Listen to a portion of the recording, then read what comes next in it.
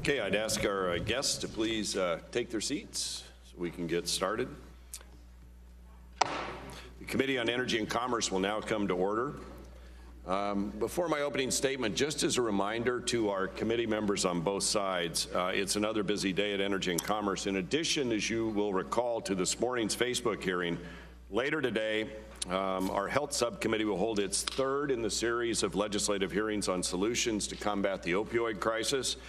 And remember, our Oversight and Investigation Subcommittee will hold a hearing where we'll get an update on the restoration of Puerto Rico's electric infrastructure following last year's hurricane season. So just a reminder, when this hearing concludes, I think we have votes on the House floor. Our intent is to get through every member before that point to be able to ask questions, but then after the votes, we will come back into our subcommittees to do that work. As Ray Baum used to say, the fun never stops. The chair now recognizes himself for 5 minutes for purposes of an opening statement. Good morning and welcome, Mr. Zuckerberg, to the Energy and Commerce Committee in the House. We've called you here today for two reasons. One is to examine the alarming reports regarding breaches of trust between your company, one of the biggest and most powerful in the world, and its users. And the second reason is to widen our lens to larger questions about the fundamental relationship tech companies have with their users. The incident involving Cambridge Analytica and the compromised personal information of approximately 87 million American users, or mostly American users, is deeply disturbing to this committee. The American people are concerned about how Facebook protects and profits from its users' data. In short, does Facebook keep its end of the agreement with its users? How should we as policymakers evaluate and respond to these events? Does Congress need to clarify whether or not consumers own or have any real power over their online data? Have edge providers grown to the point that they need federal supervision? You and your co-founders started a company in your dorm room that's grown to be one of the biggest and most successful businesses in the entire world. Through innovation and quintessentially American entrepreneurial spirit, Facebook and the tech companies that have flourished in Silicon Valley join a legacy of great American companies who built our nation, drove our economy forward, and created jobs and opportunity.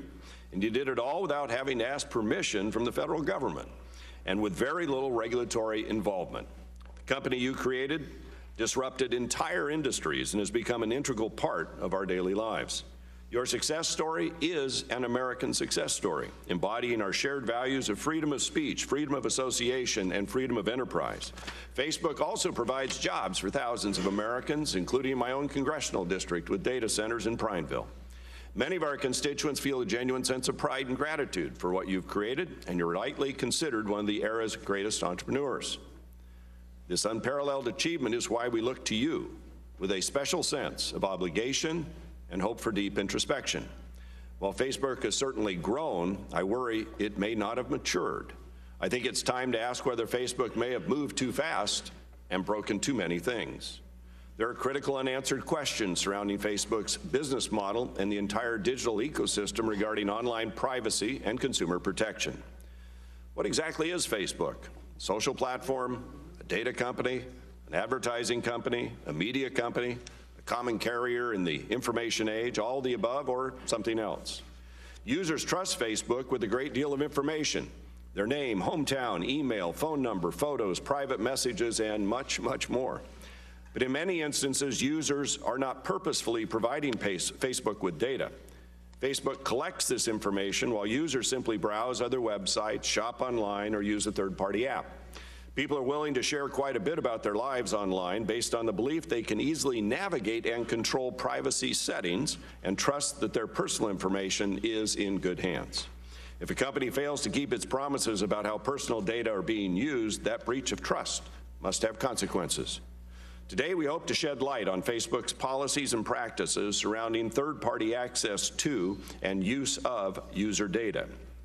We also hope you can help clear up the considerable confusion that exists about how people's Facebook data are used outside of the platform.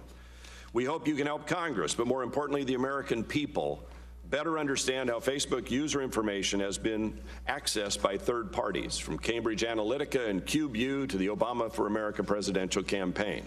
And we ask that you share any suggestions you have for ways policymakers can help reassure our constituents that data they believe was only shared with friends or certain groups remains private to those circles. As policymakers, we want to be sure that consumers are adequately informed about how their online activities and information are used. These issues apply not just to Facebook, but equally to the other internet-based companies that collect information about users online. So, Mr. Zuckerberg, your expertise in this field is without rival. So thank you for joining us today to help us learn more about these vital matters and to answer our questions. With that, I yield now to the gentleman from New Jersey, the ranking member of the Energy and Commerce Committee, my friend, Mr. Pallone, for 5 minutes for purposes of an opening statement. Thank you, Mr. Chairman, and I also want to thank you, Mr. Zuckerberg, for being here today. Facebook has become integral to our lives. We don't just share pictures of our families. We use it to connect for school, to organize events, and to watch baseball games. Facebook has enabled everyday people to spur national political movements. Most of us in Congress use Facebook to reach our constituents in ways that were unimaginable 10 years ago, and this is certainly a good thing. But it also means that many of us can't give it up easily. Many businesses have their only web presence on Facebook. And for professions like journalism, people's jobs depend on posting on the site. And this ubiquity comes with a price. For all the good it brings, Facebook can be a weapon for those like Russia and Cambridge Analytica that seek to harm us and hack our democracy. Facebook made it too easy for a single person, in this instance Alexander Kogan, to get extensive personal information about 87 million people. He sold this data at Cambridge Analytical, who used it to try to sway the 2016 presidential election for the Trump campaign. And Facebook made itself a powerful tool for things like voter suppression, in part by opening its platform to app developers with little or no oversight. But it gets worse. The fact is, no one knows how many people have access to the Cambridge Analytical data, and no one knows how many other Cambridge Analyticas are still out there. Shutting down access to data to third parties isn't enough, in my opinion. Facebook and many other companies are doing the same thing. They're using people's personal information to do highly targeted product and political advertising. And Facebook is just the latest in a never-ending string of companies that vacuum up our data but fail to keep it safe. And this incident demonstrates yet again that our laws are not working. Making matters worse, Republicans here in Congress continue to block or even repeal the few privacy protections we have. In this era of nonstop data breaches, last year, Republicans eliminated existing privacy and data security protections at the FCC. And their justification that those protections were not needed because the Federal Trade Commission has everything under control. Well, this latest disaster shows just how wrong the Republicans are. The FTC used every tool Republicans have been willing to give it, and those tools weren't enough. And that's why Facebook acted like so many other companies and reacted only when it got bad press. We all know the cycle by now. Our data is stolen, the company looks the other way, eventually reporters find out, publish a negative story, and the company apologizes, and Congress then holds a hearing, and then nothing happens. By not doing its job, this Republican-controlled Congress has become complicit in this nonstop cycle of privacy by press release. And the cycle must stop because the current system is broken. So I was happy to hear that Mr. Zuckerberg conceded that his industry needs to be regulated, and I agree.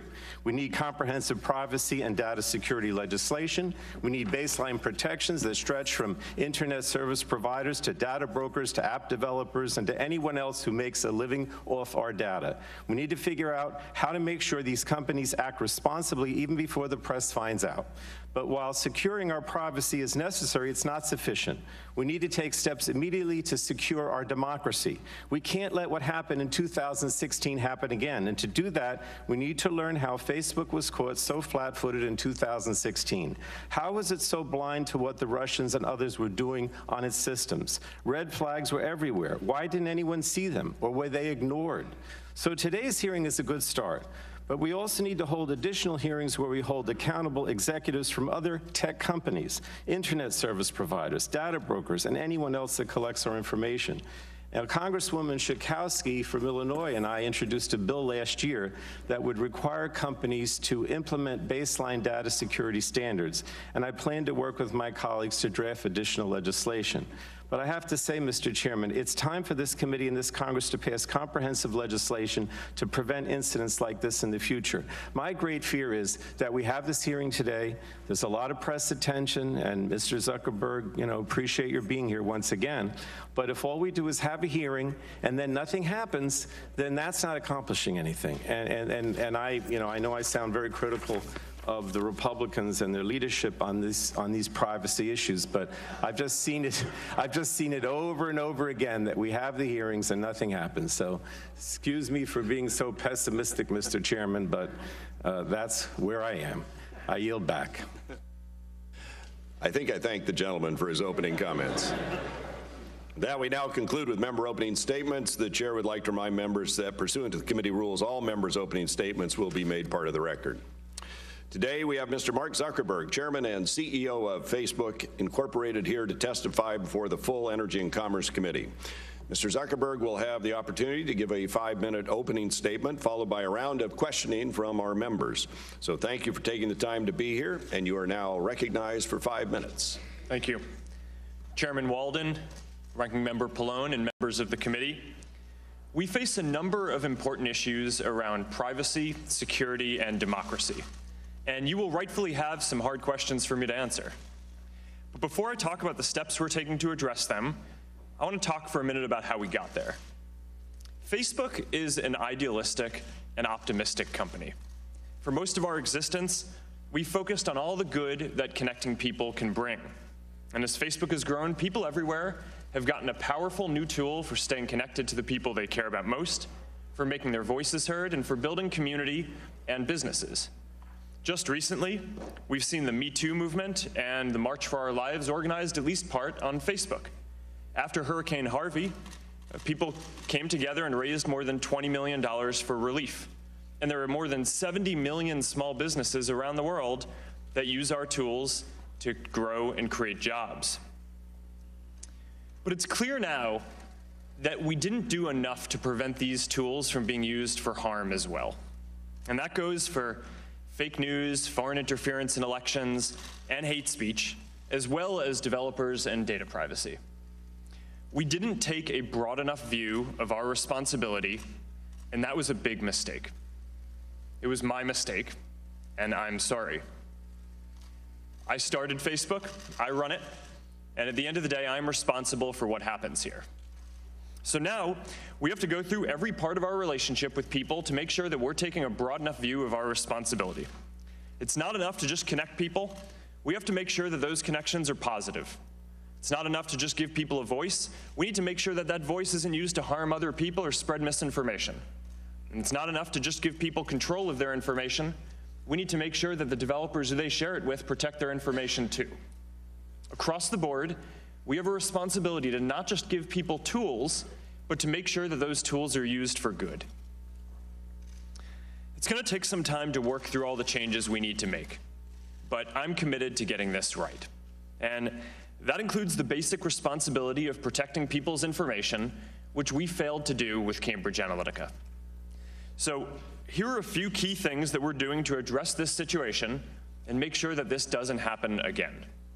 First, we're getting to the bottom of exactly what Cambridge Analytica did and telling everyone who may have been affected.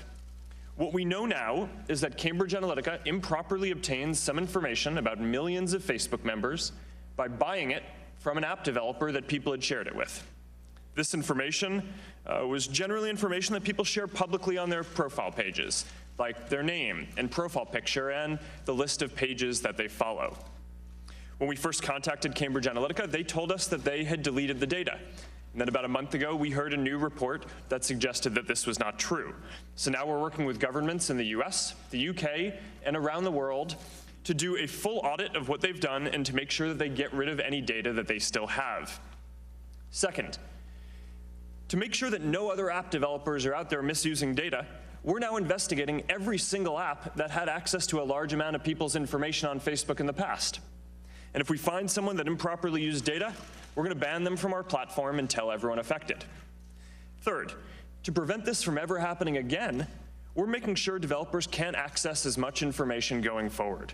The good news here is that we made some big changes to our platform in 2014 that would prevent this specific instance with Cambridge Analytica from happening again today. But there's more to do, and you can find more of the details of the other steps we're taking in the written statement I provided. My top priority has always been our social mission of connecting people, building community, and bringing the world closer together. Advertisers and developers will never take priority over that for as long as I'm running Facebook.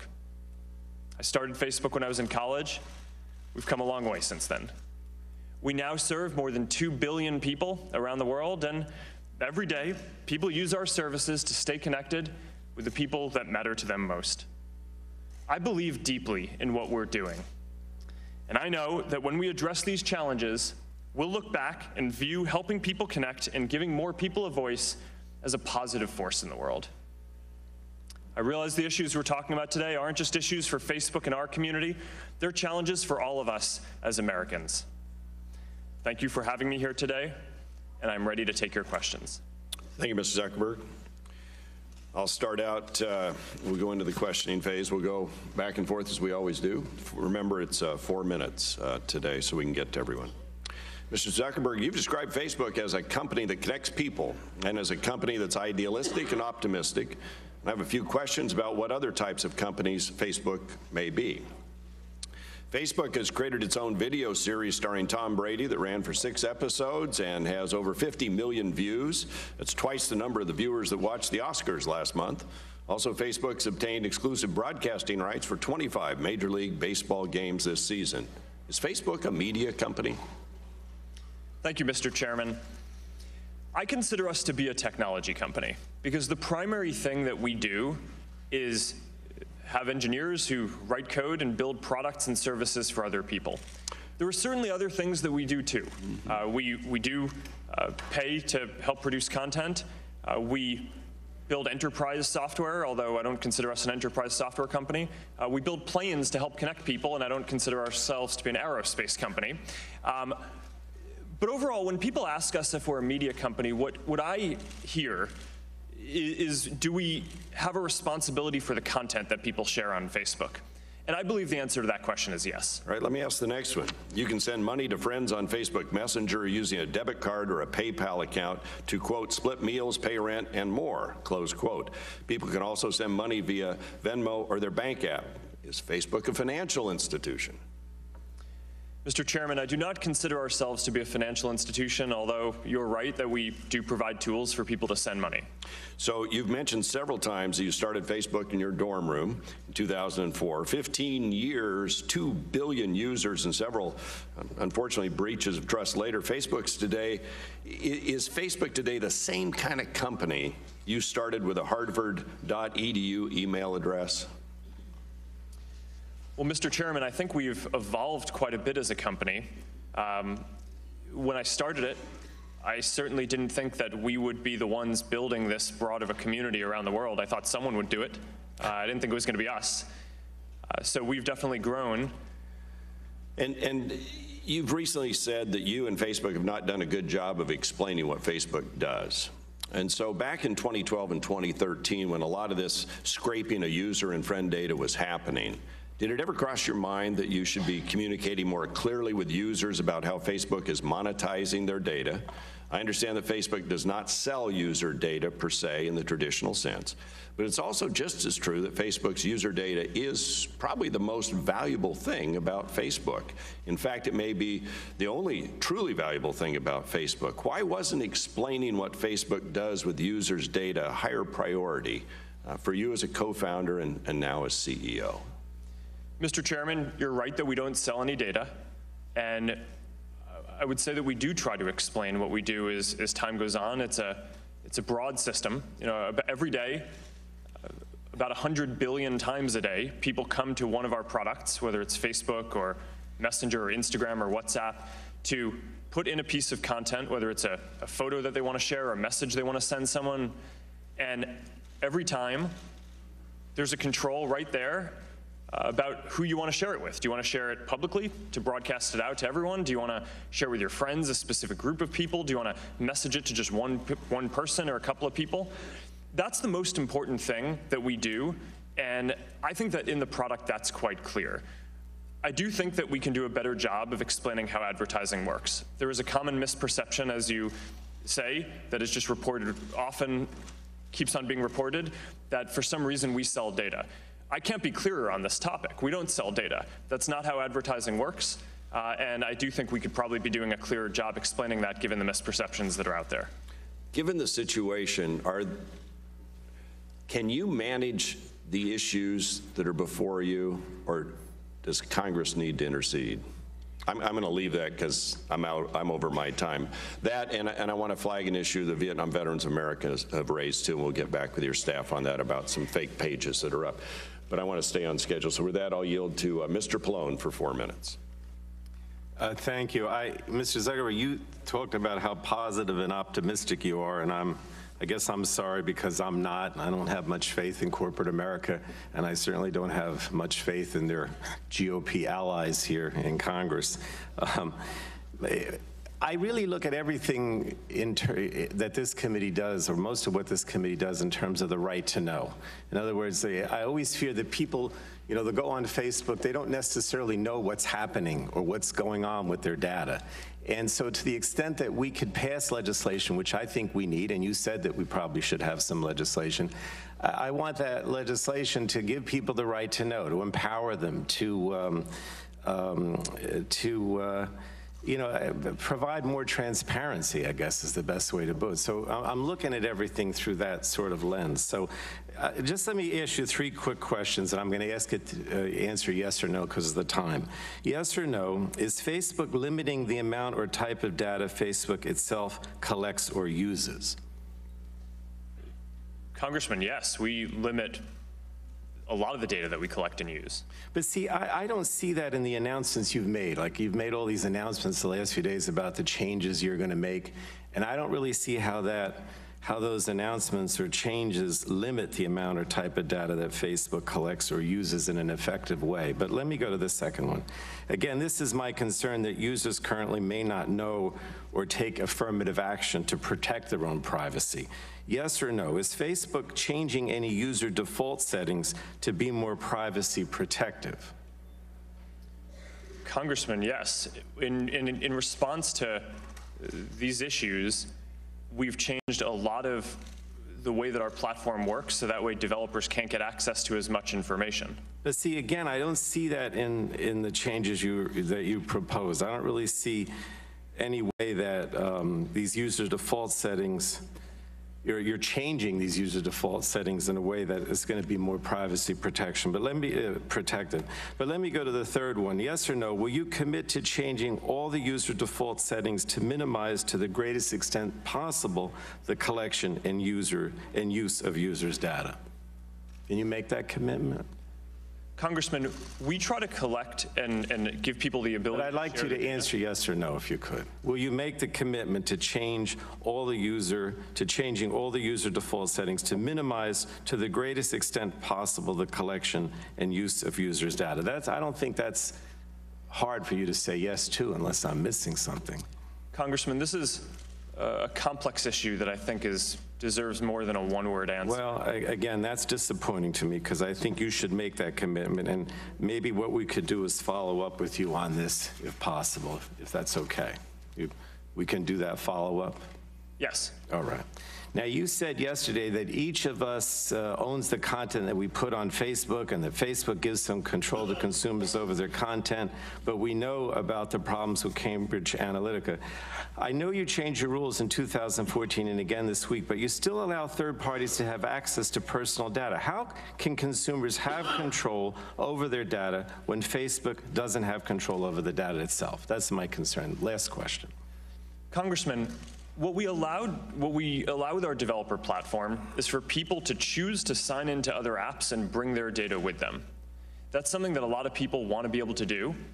The reason why we built the developer platform in the first place was because we thought it would be great if more experiences that people had could be more social. So if you could have a calendar that showed your friends' birthdays, if you could have an address book that had pictures of your friends in it, if you could have a map that showed your friends' addresses on it. In order to do that, you need to be able to sign into an app, bring some of your data and some of your friends' data, and that's what we built. Now, since then, we've recognized that that can be used for abuse too, so we've limited it, so now people can only bring their data when they go to an app. But that's something that a lot of people do on a day-to-day basis, is sign into apps and websites with Facebook, and that's something that we're going to have to. Yeah, I know. I still think that there's not enough. People aren't empowered enough to really make those decisions in a positive way. Chair now recognizes former chairman of the committee, Mr. Barton of Texas, for 4 minutes. Well, thank you, and thank you, Mr. Zuckerberg, for being here. People need to know that you're here voluntarily. You're not here because you've been subpoenaed, so we appreciate that. Sitting behind you have a gentleman used to be counsel for the committee, Mr. Jim Barnett, and if he's affiliated with Facebook, you've got a good one. If he's not, he's just got a great seat. I don't know what it is. I'm going to read you a question that I was asked. I got this through Facebook, and I've got dozens like this.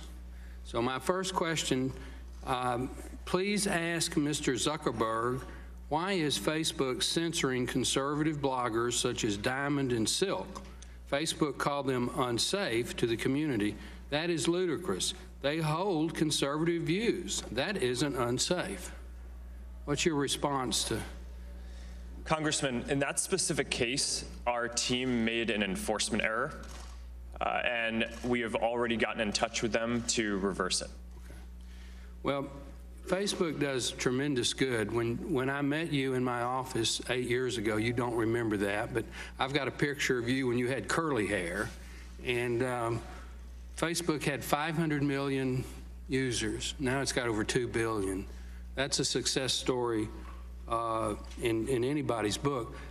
It's such an integral part of certainly young Americans' lives that you need to work with Congress and the community to ensure that it is a neutral, safe, and to the largest extent possible, private platform. Do you agree with that? Congressman, I do agree that we should work to give people the fullest free expression that is possible. That's what, when I talk about giving people a voice, that's what I care about. Okay. Let's talk about children. Children can get a Facebook account of their own, I believe, starting at age 13. Is that not correct? Congressman, that's correct. Okay. Is there any reason that we couldn't have just a no data sharing policy, period, until you're 18? Just if you're a child with your own Facebook account, until you reach the age of 18, you know, you can't share anything. It's their data, their picture. It doesn't go anywhere. Nobody gets to scrape it. Nobody gets to access it. It's absolutely, totally private. Well, for children, what's wrong with that? Congressman, we have a number of measures in place to protect minors specifically. We make it so that adults can't contact minors who they aren't already friends with. We make it so that certain content that may be inappropriate for minors we don't show.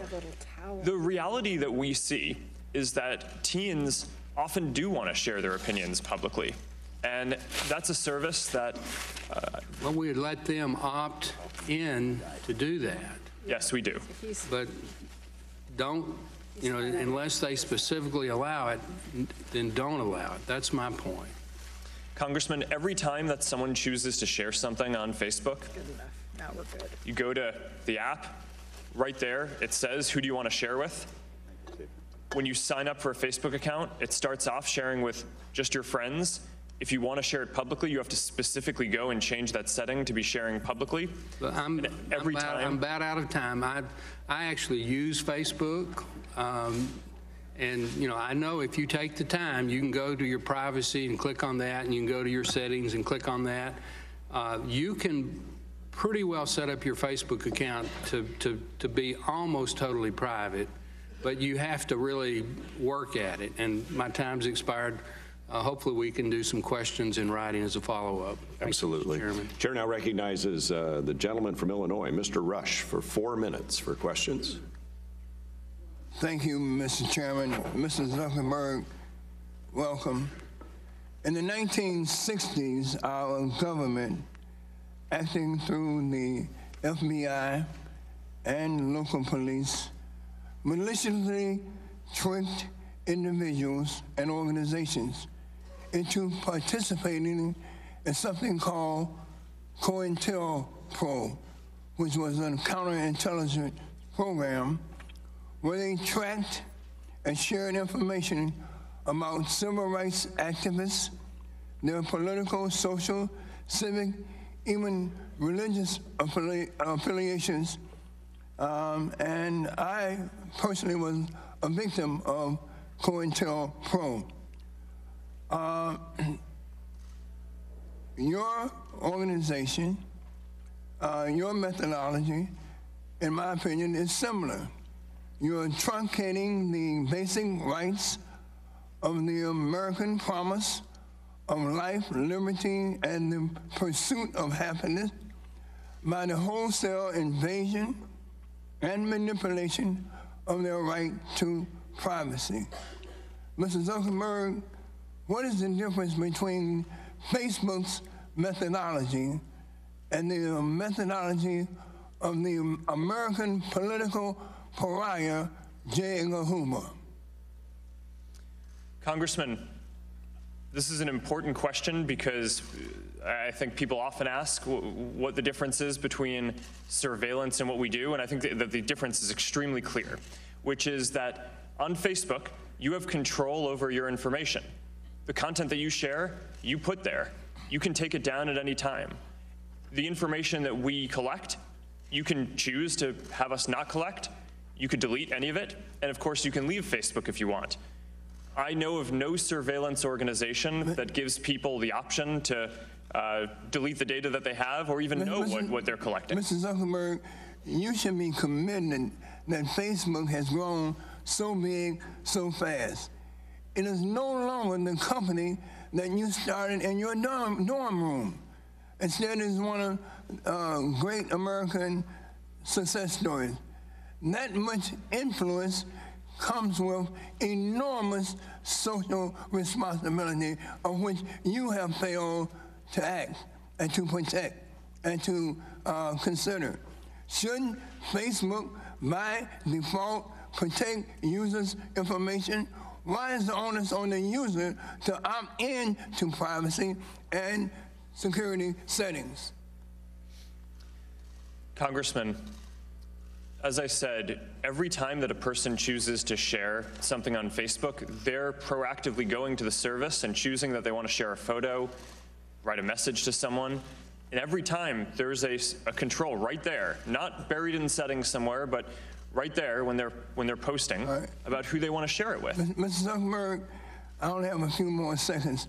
In November 2017, ProPublica reported that Facebook was still allowed housing advertisers to systematically exclude advertisements to specific racial groups and explicitly prohibited practice.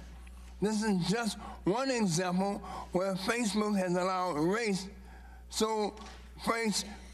to improperly play a role. What has Facebook done, and what are you doing to ensure that your targeted advertisements and other components of your platform are in compliance with federal laws such as the Civil Rights Act of 1968? Congressman, since we learned about that, we removed the option for advertisers to exclude ethnic groups from targeting. When did you do that? The gentleman's time has expired. We need to go now to the gentleman from Michigan, Mr. Upton, for 4 minutes. Well, thank you, Mr. Chairman, and welcome to the committee. A number of times in the last day or two, you've indicated that, in fact, you're now open to some type of regulation, and we know, of course, that you're the dominant social media platform without any true competitor, in all frankness, and you have hundreds, if not thousands, of folks that would be required to help navigate any type of regulatory environment.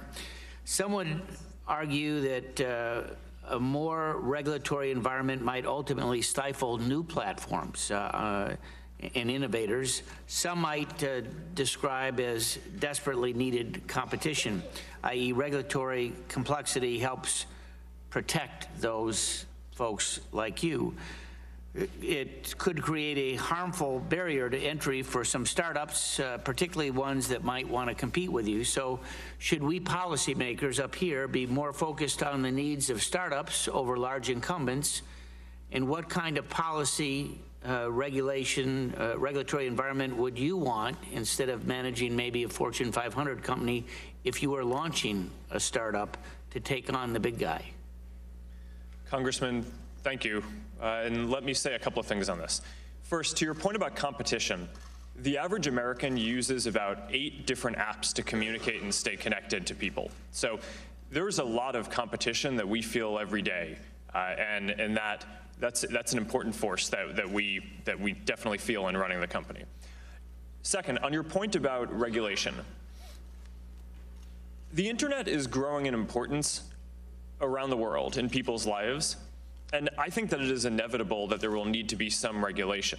So my position is not that there should be no regulation, but I also think that you have to be careful about what regulation you put in place for a lot of the reasons that you're saying.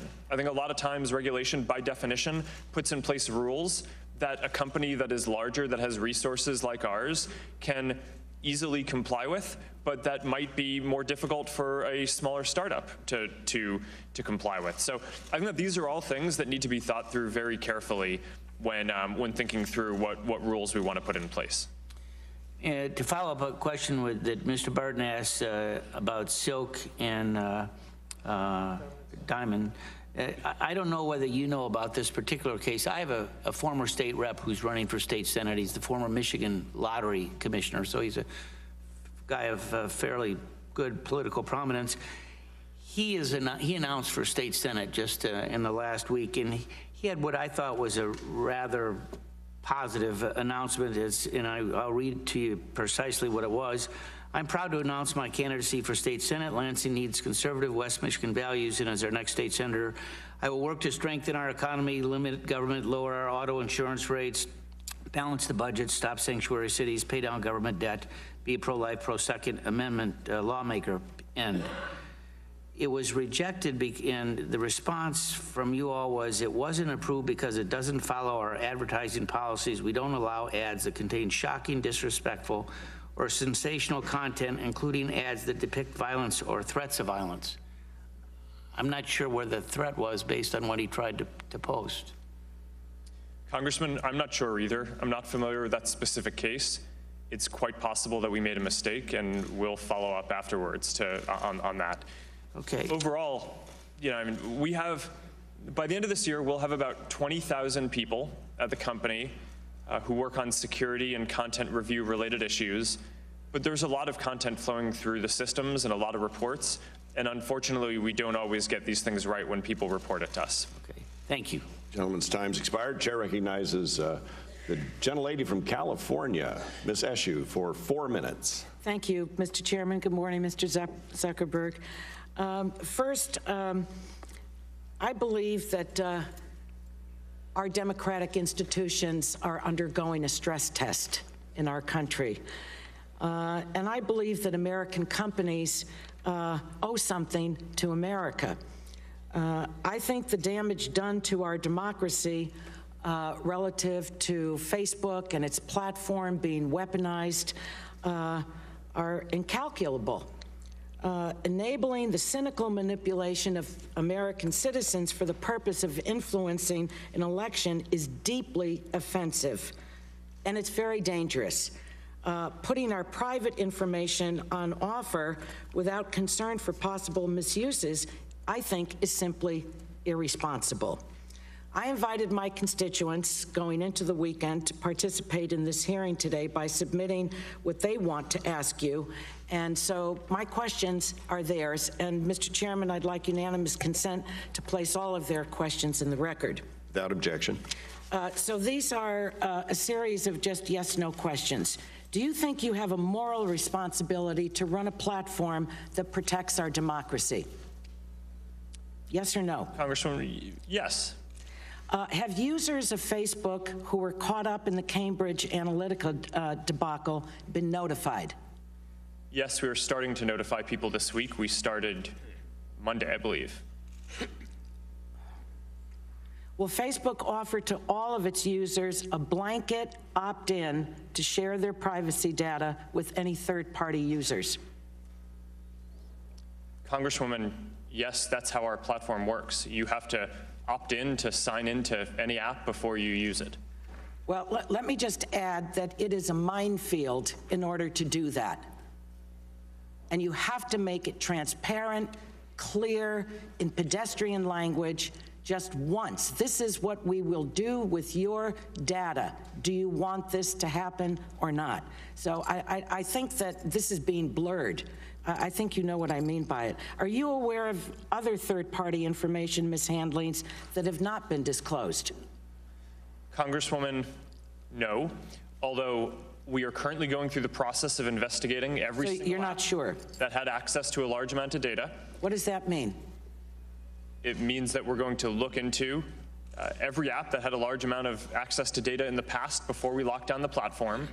So you're not imagine aware? that because there are tens of thousands of apps, we will find All right, some that but I only have 4 activity. minutes. And when we Was find your them- data included in the data sold to the malicious third parties? Your personal data? Yes. It was. Are you willing to change your business model in the interest of protecting individual privacy? Congresswoman, we have made and are continuing to make changes to reduce the amount of No, data. are you that- willing to change your business model in the interest of protecting individual privacy?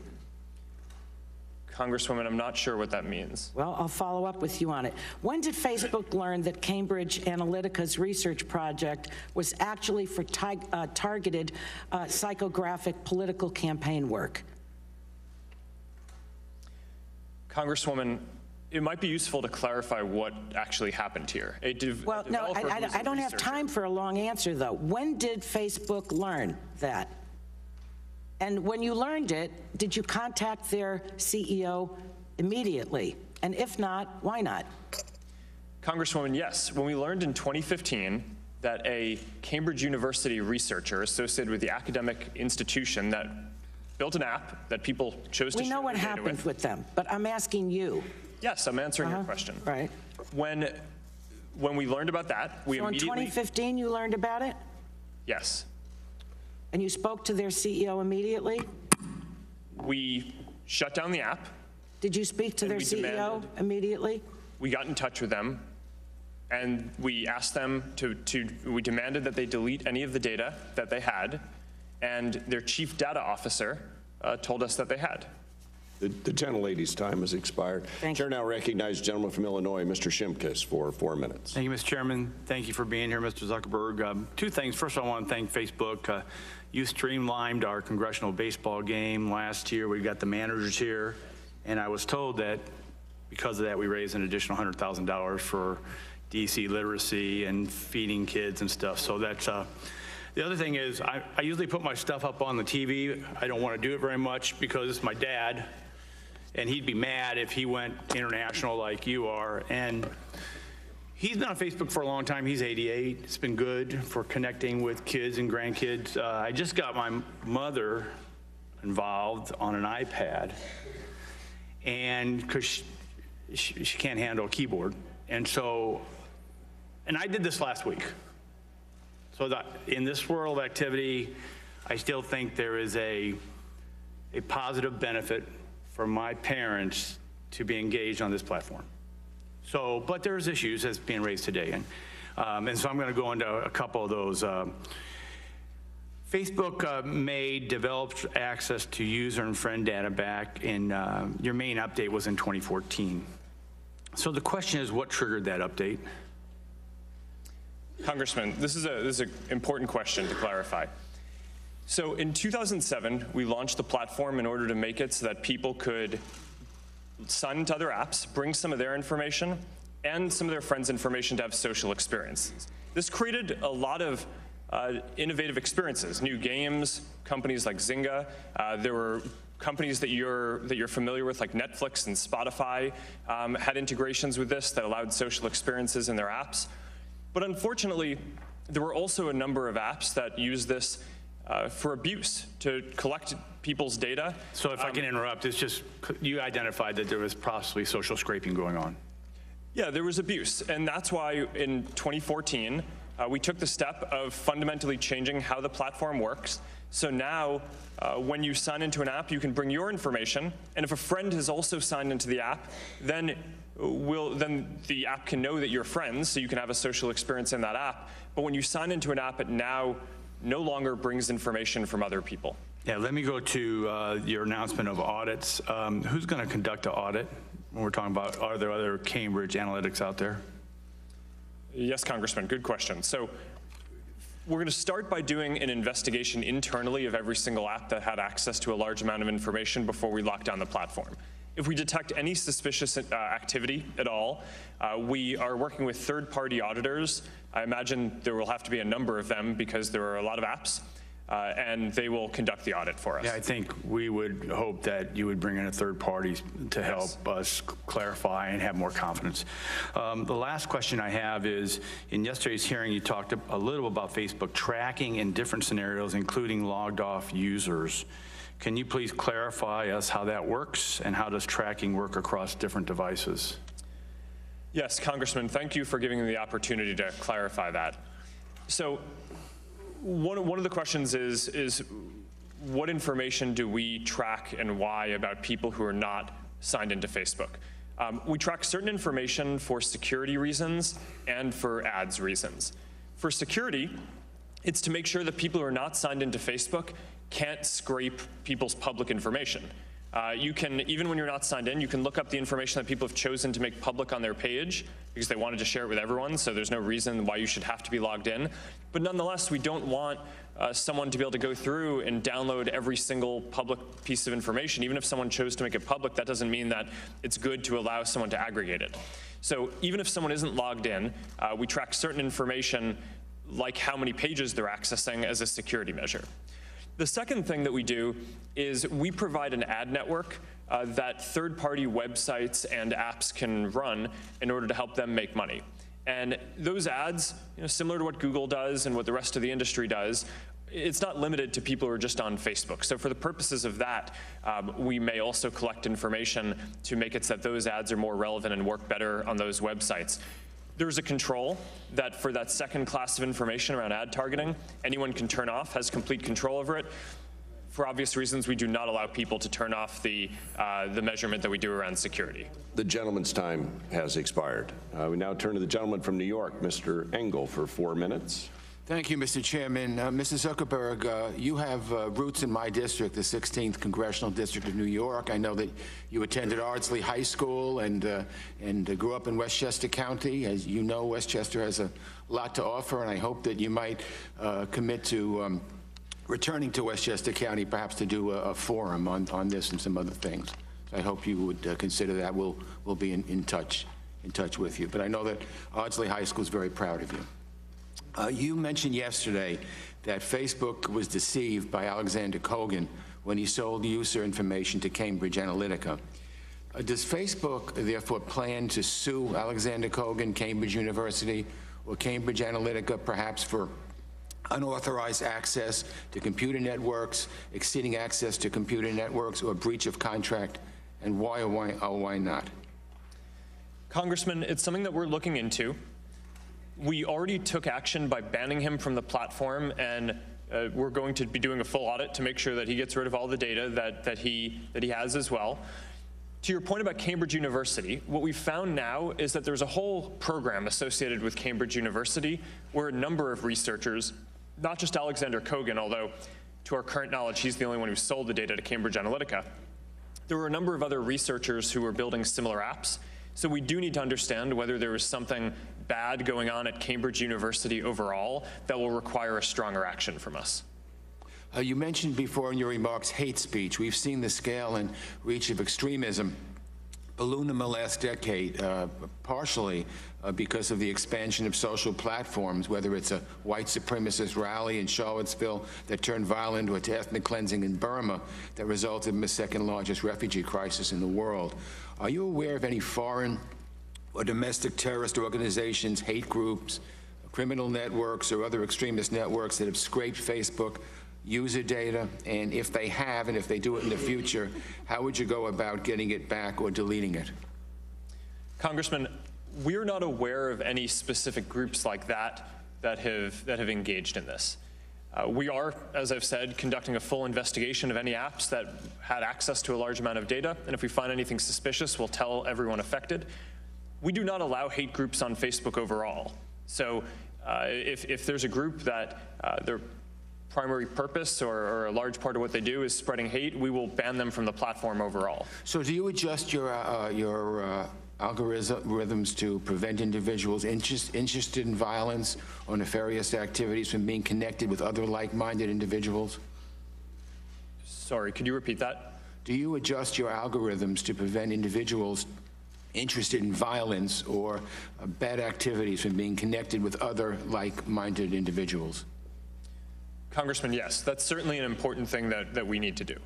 Okay, and finally, let me say this. Many of us are very angry about Russian influence in the 2016 presidential elections and Russian influence over our presidential elections.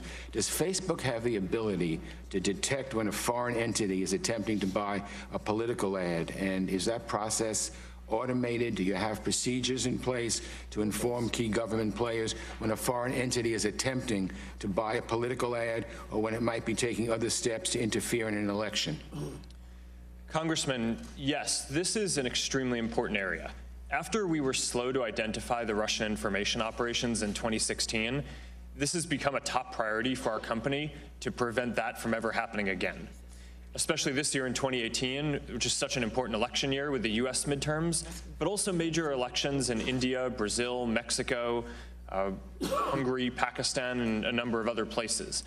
So we're doing a number of things that I'm happy to talk about or follow up with afterwards around deploying new AI tools that can proactively catch fake accounts that Russia or others might create to spread misinformation. And one thing that I'll end on here, just because I know we're running low on time, is since the 2016 election, there have been a number of significant elections, including the French presidential election, the German election, and last year the US Senate Alabama special election. And the AI tools that we deployed in those elections were able to proactively take down tens of thousands of fake accounts that may have been trying to do the activity that you're talking about. So our tools are getting better. For as long as Russia has people who are employed who are trying to perpetrate this kind of interference, it will be hard for us to guarantee that we're going to fully stop everything, but it's an arms race, and I think that we're making ground and are doing better and better and are confident about how we're going to be able to do it. Gentleman's time has expired. Thank you. Chair recognizes Chairman of the Health Subcommittee, Dr. Burgess of Texas, for 4 minutes. Thank you, Mr. Chairman, and thanks to our witness for being here today. Mr. Chairman, I have a number of articles that I'm asking unanimous consent to insert into the record. I know I won't have time to get to all of my questions. Without objection, we put the slide up you requested. And so I'm going to be submitting some questions for the record that are referencing these articles. One is Friended, How the Obama Campaign Connected with Young Voters by Michael Scher. We already know how to protect ourselves from Facebook, and I hope I get this name right, Zeynep Tufekci. And It's Time to Break Up Facebook by Eric Wilson, who in the interest of full disclosure is a former staffer. And I will be referencing those articles in some written questions. I consulted my technology guru, Scott Adams, in the form of Dilbert, going back 21 years ago. And when you took the shrink wrap off of a piece of software that you bought, you were automatically agreeing to be bound by the terms and conditions. So we've gone a long way from taking the shrink wrap off of an app, but I don't know that things have changed all that much. And I guess, does Facebook have a position, a position that you recommend for elements of a company's terms and conditions that you encourage consumers to look at before they click on the acceptance? Congressman, yes. I think that it's really important for the service that people understand what they're doing and signing up for and how the service works. We have laid out all of what we do in the terms of service because that's what is legally required of us. Let me just ask you, because we're going to run short on time, have you laid out for people what it would be indicative of a good actor versus a less than good actor in someone who's developed one of these applications? Congressman, yes. We have a developer terms of service, which is separate from the normal terms of service for individuals using the service. is the average consumer able to determine what elements would indicate poor or weak consumer protections just by their evaluation of the terms and conditions? Do you think that's possible? Congressman, I'm not sure what you mean by that. Well, can the average person, the average layperson, look at the terms and conditions and make the evaluation, is this a strong enough protection for me to enter into this arrangement? Look, I'm as bad as anyone else. I see an app, I want it, I download it, I breeze through the stuff, just take me to the good stuff in the app. But if a consumer wanted to know, could they know? Congressman, I think you're raising an important point, which is that I think if someone wanted to know, they could. But I think that a lot of people probably just accept terms of service without taking the time to read through it. I view our responsibility not as just legally complying with laying it out and getting that consent, but actually trying to make sure that people understand what's happening throughout the product. That's why every single time that you share something on Facebook or one of our services, right there is a control in line where you control who you want to share with. Because I don't just think that this is about a terms of service, it's contextual. You want to present people with the information about what they might be doing and give them the relevant controls in line at the time that they're making those decisions, not just have it be in the background sometime or up front, make a one-time decision. Yeah, let me move on to something else. Mr. Pallone brought up the issue of he wanted to see more regulation. We actually passed a bill through this committee last Congress dealing with data breach notification, not so much for Facebook, but for the credit card breaches. A good bill. Many of the friends on the other side of the dais voted against it, but it was Ms. Blackburn's bill, and I think it's one we should consider again in light of what's going on here. But you also signed a consent decree back in 2011. And, you know, when I read through that consent decree, it's pretty explicit. And there is a significant fine of $40,000 per violation per day. And if you've got 2 billion users, you can see how those fines would mount up pretty quickly. So in the course of your audit, are you extrapolating data for the people at the Federal Trade Commission for that, the terms and conditions of the consent decree? That is, I'm not sure what you mean by extrapolating data. Well, you've referenced there are audits that are ongoing. Are you making that information from those audits available to our friends at the agency at the Federal Trade Commission? Congressman, as you know, the FTC is investigating this, and we're certainly going to be complying with them and working with them on that investigation. Gentleman's time's expired. Chair recognizes the gentleman from Texas, Mr. Green, for 4 minutes. Thank you, Mr. Chairman, and welcome to our committee. I want to follow up on what my friend from North Texas talked about on his cartoon. Next month, the General Data Protection Regulation, the GDPR, goes into effect in the European Union. The GDPR is pretty prescriptive on how companies treat consumer data, and it makes it clear that consumers need to be in control of their own data. And Mr. Zuckerberg, Facebook has committed to abiding to these consumer protections in Europe, and you face large penalties if they don't. In recent days, you've said that Facebook intends to make the same settings available to users everywhere, not only in Europe. Did I understand correctly that Facebook would not only make the same settings available, but that will make the same protections available to Americans that they will the Europeans? Yes, Congressman, all the same controls will be available around the world. Okay. And you commit today that Facebook will extend the same protections to Americans that European users will receive under the GDPR? Yes, Congressman. We believe that everyone around the world deserves good privacy controls. We've had a lot of these controls in place for years. The GDPR requires us to do a few more things, and we're going to extend that to the world. There are many requirements in the GDPR, so I'm just going to focus on a few of them. The GDPR requires that the company's request for user consent to be requested in a clear and concise way using language that is understandable and be clearly distinguishable from other pieces of information, including terms and conditions. How will that requirement be implemented in the United States? Congressman, we're going to put at the top of everyone's app when they sign in a tool that walks people through the settings and gives people the choices and asks them to make decisions on how they want their settings set. Okay. One of the GDPR's requirements is data portability. Users must be permitted to request a full copy of their information and be able to share that information with any companies that they want to. I know Facebook allows users in the U.S. to download their Facebook data. Does Facebook plan to use the currently existing ability of users to download their Facebook data as the means to comply with the GDPR's data portability requirement?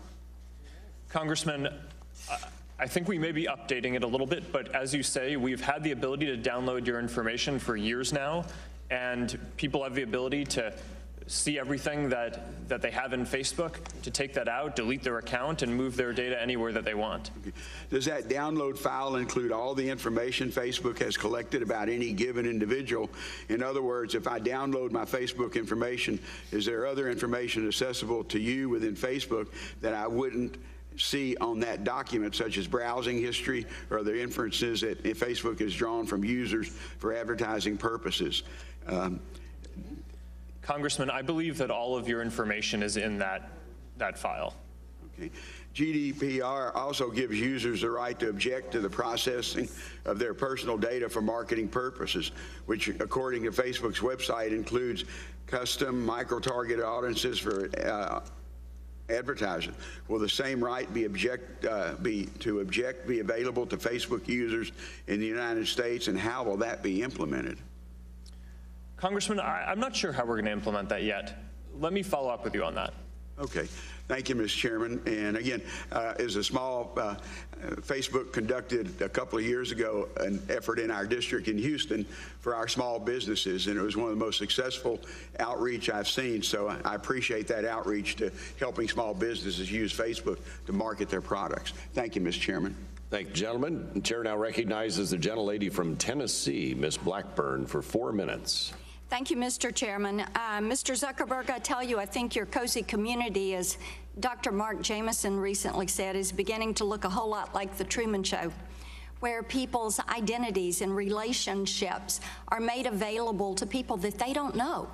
And then that data is crunched and it is used, and they are fully unaware of this. So I've got to ask you, I think what we're getting to here is, who owns the virtual you? Who owns your presence online? And I'd like for you to comment. Who do you think owns an individual's presence online? Who owns their virtual you? Is it you or is it them? Congresswoman, I believe that everyone owns their own content online. And that's the first line of our terms of service. If you read it, says that. And where does privacy rank as a corporate value for Facebook? Congresswoman, giving people control of their information and how they want to set their privacy is foundational to the whole service. It's not just a kind of an add-on feature or something we have to comply with. Well, the reality is, if you have a photo, if you just think about this in your day-to-day life. No, I can't let you filibuster right now.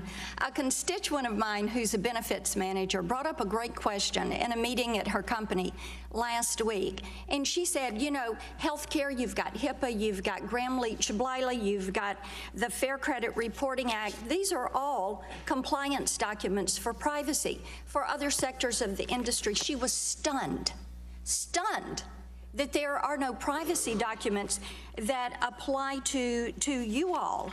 And we've heard people say that, you know, and you've said you're considering maybe you need more regulation. What we think is we need for you to look at new legislation.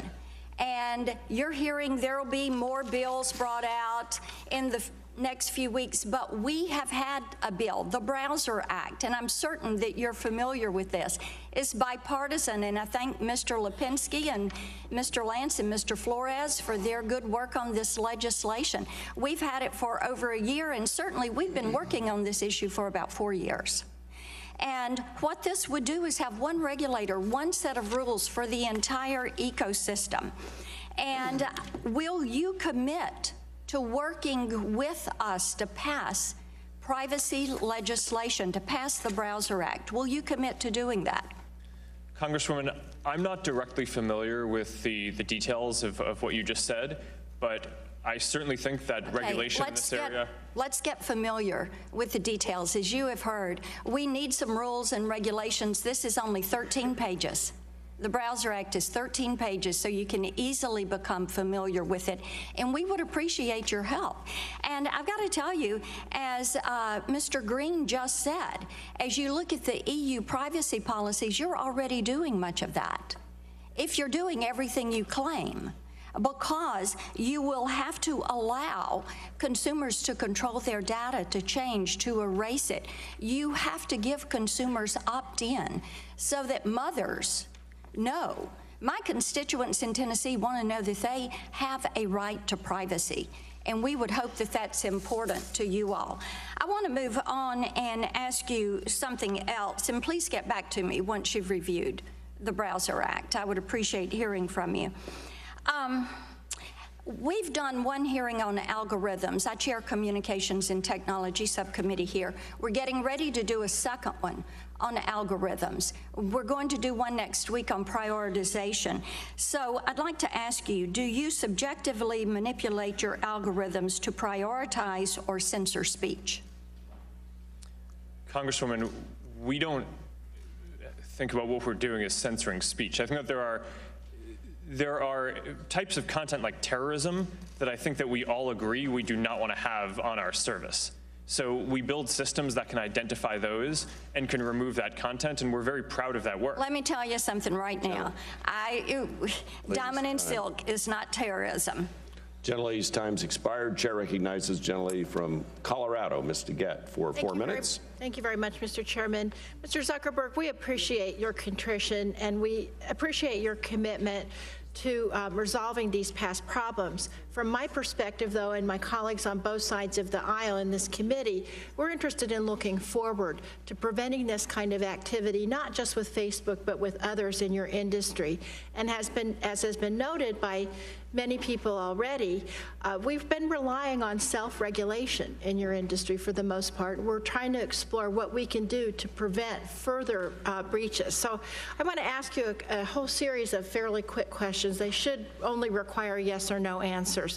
Mr. Zuckerberg, at the end of 2017, Facebook had a total shareholder equity of just over $74 billion. Is that correct?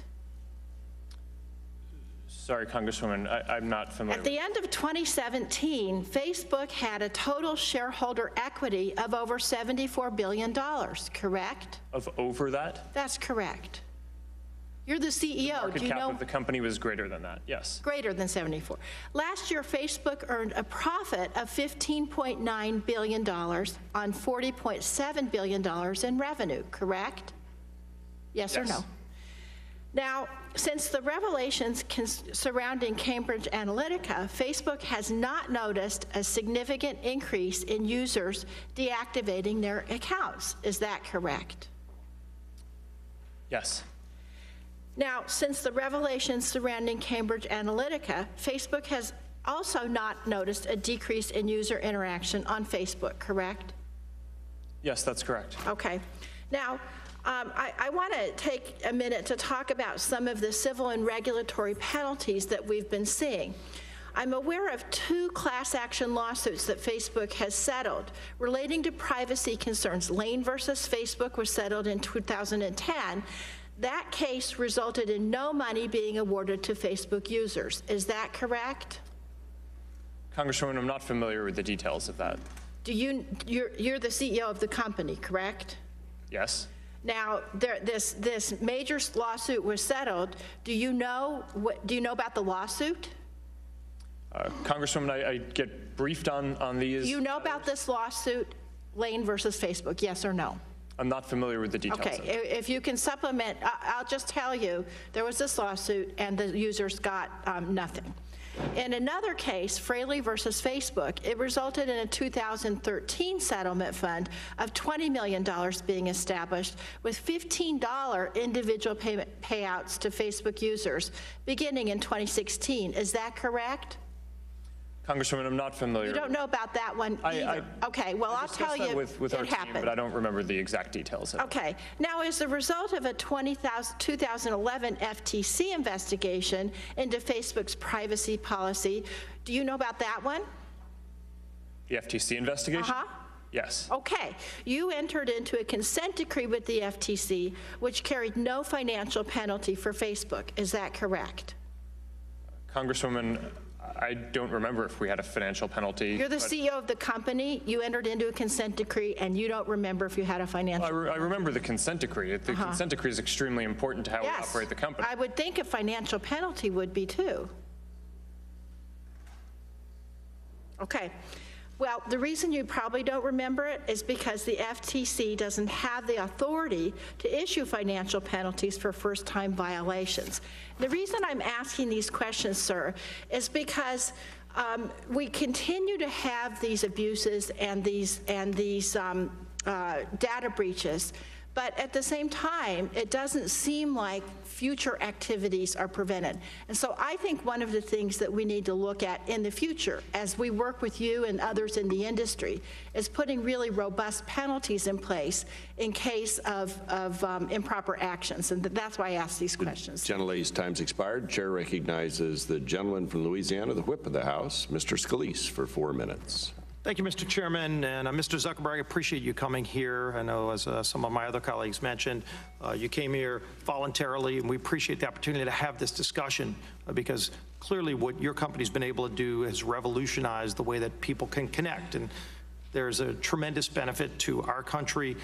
Now it's a worldwide platform, and it's helped create a shortage of computer programmers. So as a former computer programmer, I think we would both agree that we need to encourage more people to go into the computer sciences because our country is a world leader, thanks to your company and so many others. But it obviously raises questions about privacy and data and how the data is shared and what is a user's expectation of where that data goes. So I want to ask a few questions. First, would you agree that we need more computer programmers and people to go into that field? Congressman, yes. That's a public service announcement we just made, so appreciate you joining me in that. And Mr. Shimkus' question, it was really a follow-up to a question yesterday that you weren't able to answer, but it was dealing with how Facebook tracks users, especially after they log off. And you had said in relation to Congressman Shimkus' question that there is data mining, but it goes on for security purposes. So my question would be, is that data that is mined for security purposes also used to sell as part of the business model?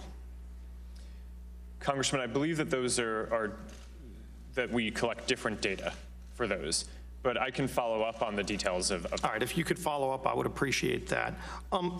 Getting into this new realm of content review, I know some of the people that work for Facebook, Campbell Brown said, for example, this is changing our relationship with publishers and emphasizing something that Facebook has never done before. It's having a point of view. And you mentioned the Diamond and Silk example where you I think, described it as a mistake. Were the people who made that mistake held accountable in any way? Congressman, let me follow up with you on that. That situation developed while I was here preparing to testify, so I'm not in all the details. I do want to ask you about a study that was done dealing with the algorithm that Facebook uses to describe what is fed to people through the news feed. And what they found was, after this new algorithm was implemented, that there was a tremendous bias against conservative news and content and a favorable bias towards liberal content. And if you can look at that, that shows a 16-point disparity, which is concerning. I would imagine you're not going to want to share the algorithm itself with us. I'd encourage if you wanted to do that, but who develops the algorithm? I wrote algorithms before, and you can determine whether or not you want to write an algorithm to sort data, to compartmentalize data, but you can also put a bias in if that's the directive. Was there a directive to put a bias in? And first, are you aware of this bias that many people have looked at and analyzed and seen? Congressman, this is a really important question. There is absolutely no directive in any of the changes that we make to have a bias in anything that we do. To the contrary, our goal is to be a platform for all ideas. And I know we're almost out of time, so if you can go back and look and determine if there was a bias, whoever developed that software, you have 20,000 people that work on some of this data analysis. If you can look and see if there is a bias and let us know if there is and what you're doing about it, because that is disturbing when you see that kind of disparity. Finally, there's been a lot of talk about Cambridge in what they've done in the last campaign. In 2008 and 2012, there was also a lot of this done. One of the lead digital heads of the Obama campaign said recently, Facebook was surprised we were able to suck out the whole social graph, but they didn't stop us once they realized that was what we were doing. They came to office in the days following the election, recruiting, and were very candid that they allowed us to do things they wouldn't have allowed someone else to do because they were on our side. Now, that's a direct quote from one of the heads of the Obama digital team. What would she mean by they, Facebook, were on our side? Congressman, we didn't allow the Obama campaign to do anything that any developer on the platform wouldn't have otherwise been able to do. So she was making an inaccurate statement in your point of view? Yes. All right. Gentlemen, appreciate the comments and look forward to those answers. You'll back the balance of my time. Chair now recognizes the gentleman from Pennsylvania, Mr. Doyle, for 4 minutes. Thank you, Mr. Chairman. Mr. Zuckerberg, welcome. Facebook uses some of the most advanced data processing techniques and technologies on the planet, correct? Congressman, we pride ourselves on doing good technical work. Thank you. Yes. And you use these technologies to flag spam, identify offensive content, and track user activity, right? Among other things. But in 2015, when The Guardian first reported on Cambridge Analytica using Facebook user data, was that the first time Facebook learned about these allegations? Congressman, in 2015, when we heard that the developer on our platform, Alexander Kogan... Was that the first time you heard about it? That it was reported by The Guardian? Data to Cambridge Analytica? When The Guardian made the report, was that the first time you heard about it? Thank you. So do you routinely learn about these violations through the press? Congressman, sometimes we do. I generally think that... Let me ask you this. You had the capability to audit developers' use of Facebook user data and do more to prevent these abuses. But the problem at Facebook not only persisted, it proliferated. In fact, relatives to other types of problems you had on your platform, it seems as though you turned a blind eye to this, correct? Congressman, I disagree with that assessment. I do think that going forward, we need to take a more proactive view of policing what the developers do. But looking back, we've had an app review process. We investigate. But Mr. Zuckerberg, it seems to us that it seems like you were more concerned with attracting and retaining developers on your platform than you were with ensuring the security of Facebook's user data. Let me switch gears. Your company is subject to a 20-year consent decree with the FTC since 2011, correct? Congressman, we have a consent decree, yes. And that decree emerged out of a number of practices that Facebook engaged in that the FTC deemed to be unfair and deceptive. One such practice was making Facebook users' private information public without sufficient notice or consent, claiming that Facebook certified the security and integrity of certain apps when in fact it did not, and enabling developers to access excessive information about a user and their friends. Is that correct? Congressman, I'm not familiar with all of the things that the FTC said, although I'm very familiar with the FTC consent order itself. So I think I'm just concerned that despite this consent decree, Facebook allowed developers access to an unknown number of user profiles on Facebook for years, potentially hundreds of million, potentially more, and not only allowed but partnered with individuals and app developers such as Alexander Kogan, who turned around and sold that data on the open market and to companies like Cambridge Analytica. Mr. Zuckerberg, you've said that you plan to audit tens of thousands of developers that may have improperly harvested Facebook user data. You also said that you plan to give all Facebook users access to some user controls that will be made available in the EU under the GDPR. But it strikes me that there's a real trust gap here. This developer data issue is just one example, but why should we trust you to follow through on these promises when you have demonstrated repeatedly that you're willing to flout both your own internal policies and government oversight when the need suits you? Congressman, respectfully, I disagree with that characterization. We've had a review process for apps for years. We've reviewed tens of thousands of apps a year and taken action against a number of them. Our process was not enough to catch a developer. I see stole my data time is almost that they over. I had just in want their to say, systems Mr. outside of Chairman, our systems. that to my mind, the only way we're going to close this trust gap is through legislation that creates and empowers a sufficiently resourced expert oversight agency with rulemaking authority to protect the digital privacy and ensure that companies protect our users' data. With that, I yield back. Gentleman's time's expired. Chair recognizes the Chairman of the Subcommittee on Digital Commerce and Consumer Protection, Mr. Latta of Ohio, for 4 minutes. Well, thank you very much, Chairman, and Mr. Zuckerberg, thanks very much for being with us today. First question I have is, can you tell the Facebook users that the Russians and the Chinese have not used the same methods as other third parties to scrape the entire social network for their gain? Congressman, we have not seen that activity. None at all? Not that I am aware of. Okay. Let me ask this question. You know, a little bit's been going on when you made your opening statement in regards to what you'd like to see done with the company and steps moving forward. There's been a couple of questions, you know, about you're going to be investigating the apps. How many apps are there out there that you'd have to investigate? There are tens of thousands of apps that had access to a large amount of people's information before we locked down the platform in 2014. Okay. So we're going to do an investigation that first involves looking at their patterns of API access and what those companies were doing. And then if we find anything suspicious, then we're going to bring in third-party auditors to go through their technical and physical systems to understand what they did. And if we find that they misused any data, then we'll ban them from our platform, make sure that they delete the data, and tell everyone affected. Okay. Just to follow up on that then, how long would it take to investigate each of those apps once you're doing that? Because again, when you're talking about tens of thousands and you're going through that entire process, then how long would it take to go through each one of those apps? Yes, Congressman, it's going to take many months to do this full process. Okay. And it's going to be an expensive process with a lot of auditors, but we think that this is the right thing to do at this point. All right. You know, before we'd thought that when developers told us that they weren't going to sell data, that was a good representation. But one of the big lessons that we've learned here is that clearly we cannot just take developers' word for it. We need to go and enforce that. Okay.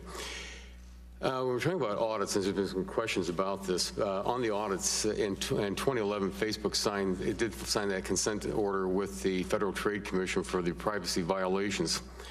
Part of that consent order requires Facebook to submit third-party privacy audits to the FTC every 2 years. First, are you aware of the audits? And second, why didn't the audits disclose or find these issues with the developers' access to users' data? Yes, Congressman, I'm aware of the audits that we do. We do audits every other year. They're ongoing. The audits have not found material issues with our privacy programs in place at the company. I think the broader question here is we've had this FTC consent decree, but we take a broader view of what our responsibility for people's privacy is.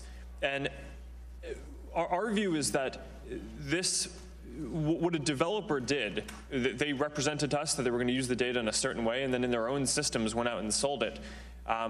We do not believe is a violation of the consent decree, but it's clearly a breach of people's trust. And the standard that we hold ourselves to is not just following the laws that are in place, but we just want to take a broader view of this. Let me just about out of time here. Are you aware that Facebook did provide the auditors with all the information they requested when doing the FTC audits? Sorry, can you repeat that? Yeah. Did Facebook provide the auditors with all the information they requested when they were preparing the audit for the FTC? Congressman, I believe we do provide the audits to the FTC. Okay, but all the information was provided. And were you ever personally asked to provide information or feedback in these audits to the FTC? Congressman, not personally, although I'm briefed on all of the audits by our team. Okay. Mr. Chairman, my time's expired, and I yield back. Gentleman yields back. Chair recognizes gentlelady from Illinois, Ms. Schakowsky, for 4 minutes. Working at it. Thank you, Mr. Chairman. You know, you have a long history of growth and success, but you also have a long list of apologies. In 2003, it started at Harvard. I apologize for any harm done as a result of my neglect. 2006, We really messed this one up. 2007, we simply did a bad job. I apologize for it. 2010, sometimes we moved too fast. 2011, I'm the first to admit that we've made a bunch of mistakes. 2017, this is in connection with the Russian manipulation of the election and the data that came from Facebook initially. I ask for forgiveness. I will work to do better. So it seems to me from this history that self-regulation, this is proof to me that self-regulation simply does not work.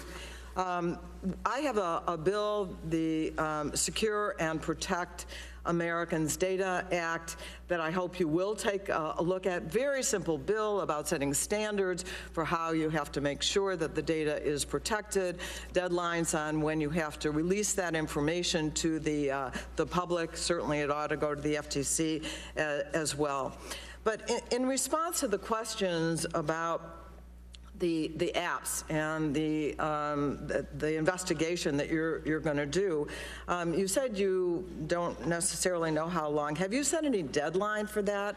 Because we know, as my colleague said, that there are tens of thousands. There's actually been 9 million apps. How long do we have to wait for that kind of investigation? Congresswoman, we expect it to take many months. Years? I hope not. Okay. I want to ask you, yesterday, following up on your response to Senator Baldwin's question, you said yesterday that Kogan also sold data to other firms. You named Eunoia Technologies. How many are there total, and what are their names? Can we get that? And how many are there total? Congresswoman, we can follow up with you to make sure that you get all that information. Yeah, but order of magnitude. I don't believe it was a large number, but as we complete the audits, we will know more. What's a large number? A handful. Has Facebook tried to get those firms to delete user data and its derivatives? Yes, Congresswoman. In 2015, when we first learned about it, we immediately demanded that the app developer and the firms that he sold it to delete the data, and they all represented to us that they had. It wasn't until about a month ago that new reports surfaced that suggested that they hadn't, which is what has kicked off us needing to now go do this full audit and investigation and investigate all these other apps that have come up. And were derivatives deleted? Congresswoman, we need to complete the investigation and audit before I can confirm that. You are looking at derivatives. Represented to us is that they have, but we need to now get into their systems and confirm that before I want to stand up here confidently and say what they've done. So Mr. Green asked about the General Data Protection Regulation on May 25th that's going to go into effect by the EU. And your response was, let me ask, is your response that exactly the protections that are guaranteed, not the, what did you say? Yeah, not just the controls, but all the rights that are guaranteed under the General Data Protection Regulations will be applied to Americans as well? Congresswoman, the GDPR has a bunch of different important pieces. One is around offering controls over every use of people's data. Right, that's one. That we're doing. The second is around pushing for affirmative consent and putting a control in front of people that walks people through their choices. Exactly. We're going to do that too. The second, although that might be different depending on the laws in specific countries and different places, but we're going to put a tool at the top of everyone's app that walks them through their settings and helps them understand what is going on. It sounds like it will not be exact. And let me say, as we look at the distribution of information, that who's going to protect us from Facebook is also a question. Thank you. Gentlelady's time's expired. Chair recognizes the gentlelady from Washington State, the conference chairman. Oh, yeah, turn on my. Thank you. And thank you, Mr. Zuckerberg, for joining us. Today's clearly timely. There's a number of extremely important questions Americans have about Facebook, including questions about safety and security of their data, about the process by which their data is made available to third parties, about what Facebook is doing to protect consumer privacy as we move forward. But one of the issues that is concerning me, and I'd like to dig a little deeper into, is how Facebook treats content on its platform. So, Mr. Zuckerberg, given the extensive reach of Facebook and its widespread use as a tool of public expression, do you think Facebook has the unique responsibility to ensure that it has clear standards regarding the censorship of content on its platform? And do you think Facebook adequately and clearly defines what these standards are for its users? Congresswoman, yes, I feel like we have a very important responsibility to outline what the content policies are and the community standards are. This is one of the areas that frankly, I'm worried we're not doing a good enough job at right now, especially because as an American-based company where about 90% of the people in our community are outside of the US, where there are different social norms and different cultures, it's not clear to me that our current situation of how we define community standards is going to be effective for articulating that around the world. So we're looking at different ways to evolve that, and I think that this is one of the more important things that we will do. Okay, and even focusing on content for here in America, I'd like to shift gears just a little bit and talk about Facebook's recent changes to its news feed algorithm. Your head of news partnerships recently said that Facebook is, quote, taking a step to define what quality news looks like and give that a boost so that overall there's less competition from news. Can you tell me what she means by less competition from news? And also, how does Facebook objectively determine what is acceptable news and what safeguards exist to ensure that, say, religious or conservative content is treated fairly? Yes, Congresswoman. I'm not sure specifically what that person was referring to, but I can walk you through what the algorithm change was if that's useful. Well, maybe I'll just go on to my other questions then. There's an issue of content discrimination, and it's not a problem unique to Facebook. There's a number of high-profile examples of edge providers engaging in blocking and censoring religious and conservative political content.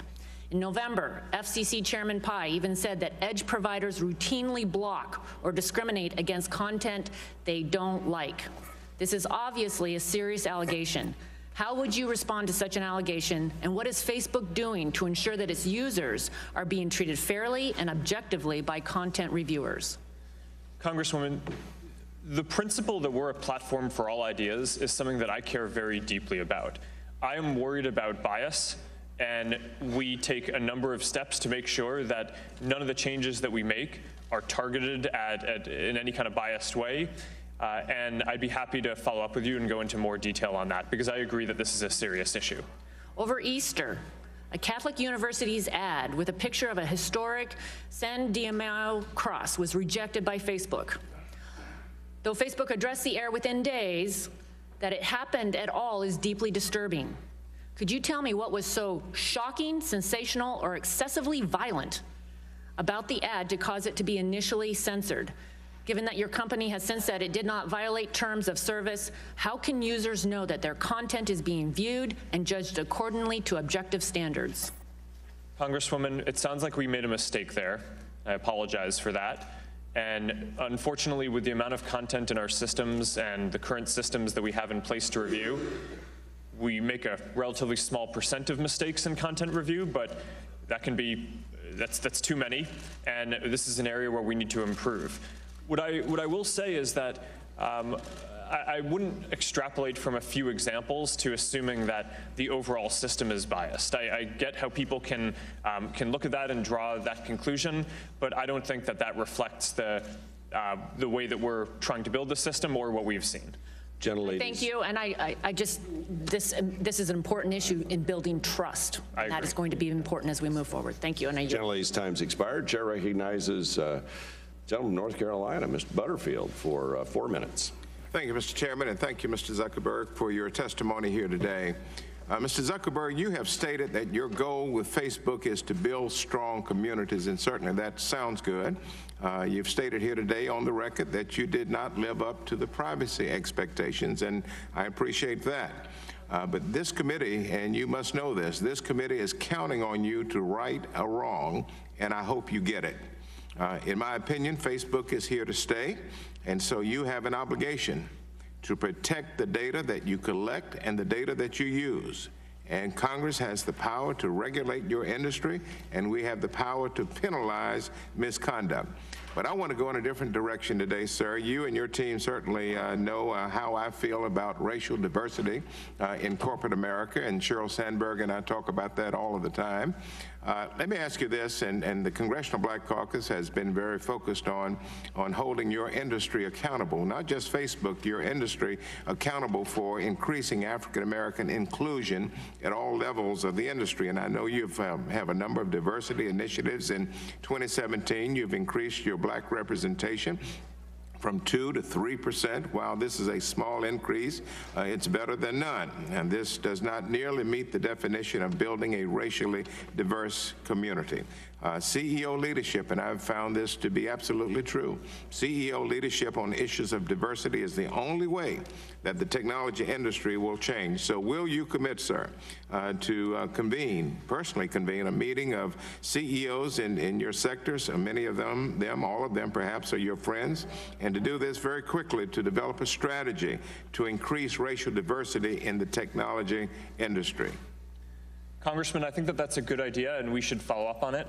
From the conversations that I have with my fellow leaders in the tech industry, I know that this is something that we all understand that the whole industry is behind on, and Facebook is certainly a big part of that issue. And we care about this not just from the justice angle, but because we know that having diverse viewpoints is what will help us serve our community better, which is ultimately what we're here to do. And I think we know that the industry is behind on this and want to take We've talked with you over the years about this, and while there has been some marginal improvement, we must do better than we have done. Recently, you appointed an African-American, our friend Ken Chenault, to your board, and of course Erskine Bowles is already on your board, who is also a friend, but we've got to concentrate more on board membership for African-Americans and also minorities at the entry level within your company. I was looking at your website a few minutes ago, and looks like you list 5 individuals as leadership in your company, but none of them is African American. I was just looking at it, not only you and Cheryl, but David, Mike, and Chris. That is your leadership team, and this does not reflect America. Can you improve the numbers on your leadership team to be more diverse? Congressman, this is an issue that we're focused on. We have a broader leadership than just 5 people. I mean, it's not on your website. I understand that. We can do better than that, Mr. Zuckerberg. We certainly can. Do you plan to add an African American to your leadership team in the foreseeable future? And will you commit that you will continue to work with us, the Congressional Black Caucus, to increase diversity within your company that you're so proud of? Congressman, we will certainly work with you. This is an important issue. We also find that companies' failure to retain black employees contributes to their low presence at technology companies, and there's little transparency in retention numbers. So will you commit to providing numbers on your retention? That's the big word, retention of your employees, disaggregated by race in your diversity update starting this year? Can we get that data? That's the starting point. Congressman, we try to include a lot of important information in the diversity updates. I will go discuss that with my team after I get back from this hearing. I'm out of time, sir. I'll take this up with your team in another setting. We'll be out there in a few weeks. Thank you. Gentleman's time has expired. Chair now recognizes the chairman of the Oversight and Investigation Subcommittee, gentleman from Mississippi, Mr. Harper, for 4 minutes. Thank you, Mr. Chairman. Thank you, Mr. Zuckerberg, for being here. And we don't lose sight of the fact that you're a great American success story. It is a part of everyone's life and business, sometimes maybe too often. But I thank you for taking the time to be here. And our concern is to make sure that it's fair. We worry because we're looking at possible government regulation here, certainly the self-governing, which has had some issues, and how you factor that. And we're trying to keep up with the algorithm changes on how you determine the prioritization of the news feeds, and you look at, well, it needs to be trustworthy and reliable and relevant. Well, who's going to determine that? That also has an impact. And even though you say you don't want the bias, it is dependent upon who's setting what those standards are in that. And so I want to ask you a couple of questions, if I may. And this is a quote from Paul Grewal, Facebook's VP and General Counsel, said, like all app developers, Mr. Alexander Kogan requested and gained access to information from people after they chose to download his app. Now, under Facebook policy in 2013, if Cambridge Analytica had developed the This Is Your Digital Life app, they would have had access to the same data they purchased from Mr. Kogan. Would that be correct? Congressman, that's correct. And a different developer could have built that app. Okay, now, according to politifact.com, and this is a quote, the Obama campaign and Cambridge Analytica both gained access to huge amounts of information about Facebook users and their friends, and in neither case did the friends of app users consent, close quote. This data that Cambridge Analytica acquired was used to target voters with political messages, much as the same type of data was used by the Obama campaign to target voters in 2012. Would that be correct? Congressman, the big difference between these cases is that in the Kogan case, people signed into that app expecting to share the data with Kogan, and then he turned around and in violation of our policies and in violation of people's expectations, sold it to a third-party firm, to Cambridge Analytica in this case. Sure. I think that we were very clear about how the platform worked at the time, that anyone could sign into an app and they'd be able to bring their information if they wanted and some information from their friends. People had control over that, so if you wanted, you could turn off the ability to sign into apps or turn off the ability for your friends to be able to bring your information. The platform worked the way that we had designed it at the time. I think we now know that we should have a more restrictive platform where people cannot also bring information from their friends and can only bring their own information, but that's the way that the system worked. And whether in violation of the agreement or not, you agree that users have an expectation that their information would be protected and remained private and not be sold. And so that's something that, and a reason that we're here today. You know, and I can certainly understand the general public's outrage if they're concerned regarding the way Cambridge Analytica required their information. But if people are outraged because they use that for political reasons, would that be hypocritical? Shouldn't they be equally outraged that the Obama campaign used the data of Facebook users without their consent in 2012? Congressman, what I think people are rightfully very upset about is that an app developer that people had shared data with sold it to someone else, and frankly, we didn't do enough to prevent that or understand it soon enough. And now we have to go through and put in place systems that prevent that from happening again, and making sure that we have sufficient controls in place in our ecosystem so that way developers can't abuse people's data. Thank you, Mr. Zuckerberg. My time's expired. Yield back. Gentleman yields back the balance of his time. Gentlelady from California, Ms. Matsui, is recognized for 4 minutes. Thank you, Mr. Chairman, and welcome, Mr. Zuckerberg. Thank you very much here. You know, I was just thinking about Facebook and how you developed your platform, first from a social platform amongst friends and colleagues and enjoying a community. And a lot of that was based upon trust, because you knew your friends, right? But that evolved into this business platform, and one of the pillars still was trust. And I think I think everyone here agree that trust is in short supply here, and that's why we're here today. Now, you've constantly maintained that consumers own the data they provided to Facebook and should have control over it. And I appreciate that, and I just want to understand more about what that means. To me, if you own something, you ought to have some say about how and when it's used. But to be clear, I don't just mean pictures, email addresses, Facebook groups, or pages. I understand the data and information consumers provided to Facebook can be and perhaps is used by algorithms to form assumptions and inferences about users to better target ads to the individuals.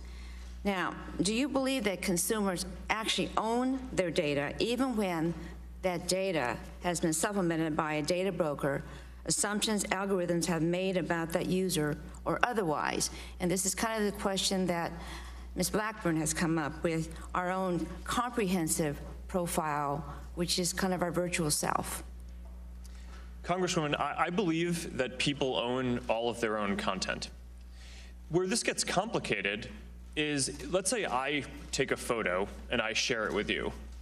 Now, is that my photo or is it your photo? I would take the position that it's our photo, which is why we make it so that you can't bring, it's that I can bring that photo to another app if I want, but you can't.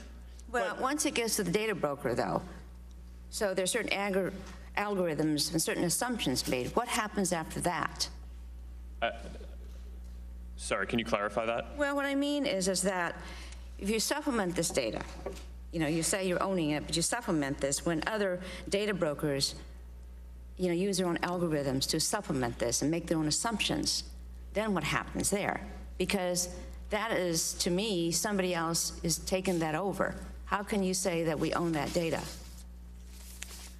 Congresswoman, all the data that you put in, all the content that you share on Facebook is yours. You control how it's used. You can remove it at any time. You can get rid of your account and get rid of all of it at once. No, but you can't claw it back once it gets out there, right?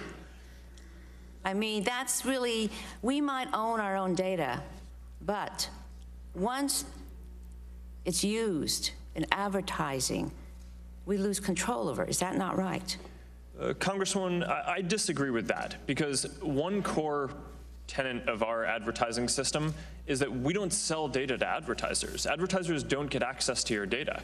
There's a core misunderstanding about how that system works, which is that, let's say if you're a shop and you're selling muffins, right? You might want to target people in a specific town who might be interested in baking or some demographic, but we don't send that information to you. We just show the message to the right people. And that's a really important, I think, common misunderstanding about how the system works. Facebook sells ads based at least on part of the data users provide to Facebook. That's right. And the more data that Facebook collects allows you to better target ads to users or classes of users. So even if Facebook doesn't earn money from selling data, doesn't Facebook earn money from advertising based on that data? Yes, Congresswoman. We run ads. That's the business model is running ads. And we use the data that people put into the system in order to make the ads more relevant, which also makes them more valuable. But what we hear from people is that if they're going to see ads, they want them to be good and relevant. But we're not controlling that data. No, you have complete control over that. The gentlelady's time has expired. As previously agreed, we will now take a 5-minute recess, and committee members and our witness need to plan to be back in about 5 minutes. We stand in recess.